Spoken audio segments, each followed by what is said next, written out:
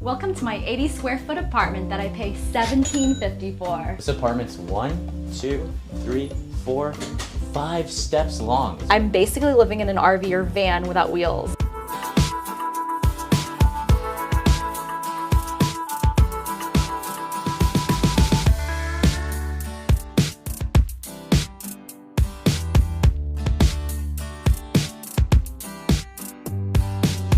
Closet slash bed, but some closet space provided. So this acts as like a wardrobe and a bed put into one? Are you guys ready for this? Here's the RV bed. That's insane. Right? Oh, it's not that bad, actually. Do you think it's heavy? No. And then Cool, you right? basically make your bed every night. Every night.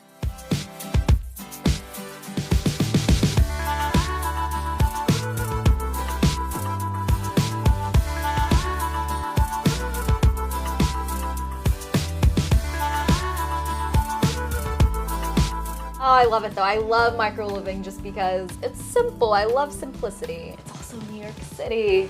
I love New York City. Same. This is just the greatest place on earth.